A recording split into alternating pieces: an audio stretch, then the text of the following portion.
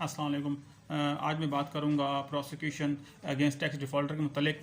अक्सर ये बहुत अहम सवाल है, अक्सर और बेशतर ये इम्तहानात में पूछ लिया जाता है। इनकम टैक्स ऑर्डिनेंस का सेक्शन 191 और 100 204 तक जो है ये प्रोसिक्यूशन को डील करते हैं टैक्स पेयर के खिलाफ। अब यहाँ पे मैं बताते चलूँ कि क्रिमिनल प्रोसीजर कोड और पाकिस्तान पैनल कोड जो है वो ज़ाब्ता कार है जो अडॉप्ट किया जाता है टैक्स डिफ़ॉल्टर के खिलाफ।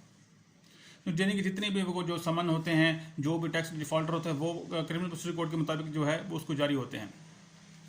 अब इसमें जो टैक्स डिफ़ॉल्टर का मैं यहाँ को पता चलूँ कि जो इनकम टैक्स की जो हदूद जो अभी रिसेंट चल रही है, यानी कि 6 लाख से ऊपर जितनी एनुअल जो उसकी इनकम है उससे ऊपर जितना है वो उसको उसके मुताबिक जो है मंथली इनकम को जो उसमें टैक्स पे उसको अदा करना पड़ता है।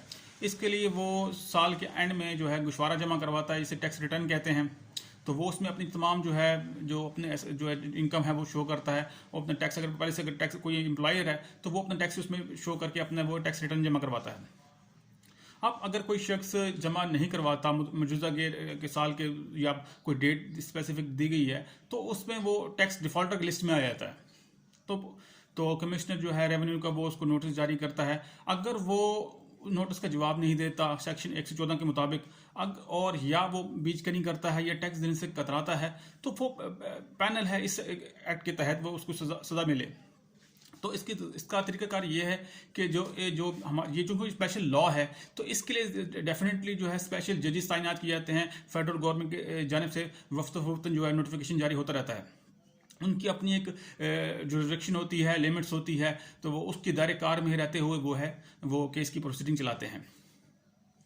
और जितने भी जो अगर कोई शख्स जो है टैक्स पेयर फॉल्स स्टेटमेंट जमा करवाता है FBR में तो वो उसने जुर्म का irतकाब किया है एज पर जो है सेक्शन जो 191 से लेकर 204 के मुताबिक वो मुजरिम है।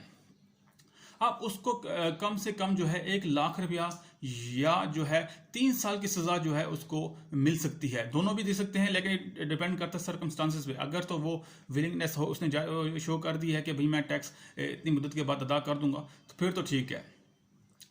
एक और है इसमें कंसीलमेंट ऑफ इनकम।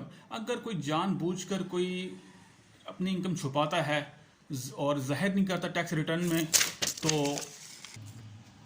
तो ऐसा शख्स जो है वो सजा का मुर्तकिब है, जिससे कम से कम जो है 5 लाख रुपया या उसे जो है 2 साल सजा हो सकती है।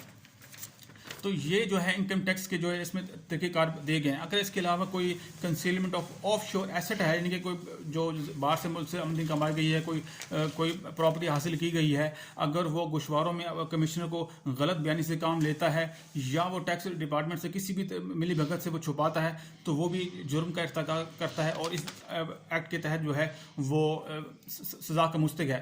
कम से कम जो उसको 5 लाख रुपये जुर्माना या जो है उसको कोई जो सज़ा मिल सकती है 2 साल के लिए। इसके अलावा अगर किसी वेंडर ने, यानी कि जिस तरह कंपनीज वगैरह होती हैं वो उनके अपने वेंडर वगैरह होते हैं, उसमें कोई उन्हें टैक्स रिटर्न में या NTN नंबर जो नेशनल टैक्स नंबर है उसमें वो जानबूझकर वो छुपाता है या उसे बीचकनी करता है या एडवर्टाइजमेंट में गलत नंबर लिख देता है तो वो भी जुर्म है जिसके कम अज़ कम जो है इसकी जुर्माना जिसका 50,000 रुपये है या वो 2 साल की सज़ा भुगतेगा या दोनों भी हो सकती हैं। अब ऑफेंस ऑफशोर टैक्स इन्विजन, यानी कि कोई किसी से टैक्स एक्सपर्ट से मदद लेता है छुपाने के लिए, एहसास ज़ाहिर ना करने के लिए या डिक्लेरेशन को उसको अपनी छुपाने के लिए, तो वो भी जो है ऐसा शख्स भी जो है वो भी मुजरिम है। उसको 5 मिलियन रुपीस का जो है जुर्माना हो सकता है और जो 7 साल उसकी सज़ा हो सकती है।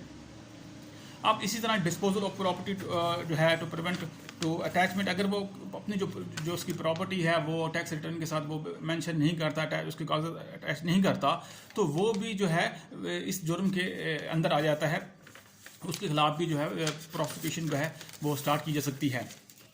तो उसकी सज़ा कम से कम जो है 1 लाख रुपये जुर्माना या जो है उसको 3 साल सज़ा दी जा सकती है या दोनों भी हो सकती हैं, जो भी केस की जो है नौयत हो। अब अबेटमेंट टैक्स यानी कि कोई जानबूझकर टैक्स छुपाता है या किसी से मदद लेता है या किसी से मामनत लेता है या किसी से ऐसा कोई तरीका गुर सीखता है जिससे वो टैक्स छुपाया जा सके या उसको जमा ना कराया जा सके। तो ऐसे शख्स की जो है सजा भी 3 साल है, सिंपल इम्प्रिजनमेंट है, तो वो जो है सजा भुगतेगा। अब इन तमाम जो प्रोसिक्यूशन को जो मैंने बयान की हैं, अपील का फोरम जो है वो डेफिनेटली स्पेशल कोर्ट के बाद जो नेक्स्ट फोरम है वो हाई कोर्ट आता है, और विद इन 30 डेज के अंदर अंदर उसने जो है अपील फाइल करनी होगी अगेंस्ट द स्पेशल जज के ऑर्डर के अगेंस्ट। तो ये है प्रोसिक्यूशन अगेंस्ट टैक्स डिफॉल्टर, जो अक्सर इम्तिहान में ये सवाल पूछ लिया जाता है। उम्मीद करता हूँ आपको ये वीडियो पसंद आएगी। फिर मिलेंगे नेक्स्ट वीडियो में। खुदा हाफिज़।